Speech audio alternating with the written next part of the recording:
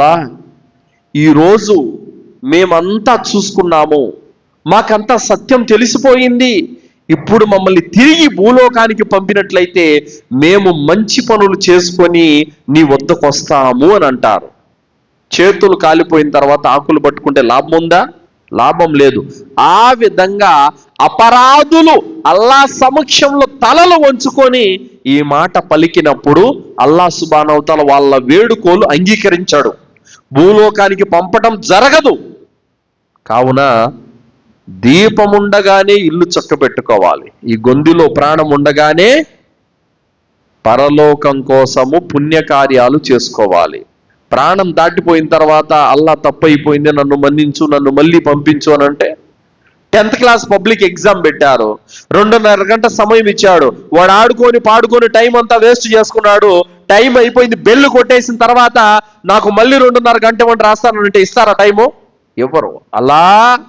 అల్లా సుబ్హానహు వ తఆలా పరలోకం నుండి తిరిగి మళ్ళీ భూలోకానికి ఎవరిని పంపటం అనేది జరగదు. సోదరులారా, ఇక్కడ చెబుతున్న మాట ఏమిటంటే, సత్కార్యాలు పుణ్యకార్యాలు లేకపోతే అల్లాహకు మనము అవసరం లేదు. ఫర్ ఎగ్జాంపుల్, నా చేతిలో వాచ్ ఉంది, ఫోన్ ఉంది. ఈ రెండు కూడా పని చేస్తున్నంత కాలమే దీన్ని జేబులో పెట్టుకుంటాను, దీన్ని చేతికి పెట్టుకుంటాను. రిపేర్ వస్తే కూడా తయారు చేయించుకుంటాను, మళ్ళీ పెట్టుకుంటాను. కానీ అసలే పని చేయలేదనుకోండి, మూలన పడేస్తాను. అవునా కాదా? అలాగే మనము గనక అల్లాను ఆరాధించకపోతే, అల్లాకు విధేయత చూపకపోతే, పుణ్యకార్యాలు సత్కార్యాలు చేసుకోకపోతే మనం కూడా అల్లాకు అవసరం లేదు. ఒక వ్యక్తి ఉద్యోగం చేస్తున్నాడు, కానీ ఏదైతే యజమాని డ్యూటీ అప్పగించాడో ఆ డ్యూటీ చేయడం లేదు, వెళ్ళి పడుకొని నిద్రపోతున్నాడు. తీసేస్తాడా? ఉంచుకుంటాడా?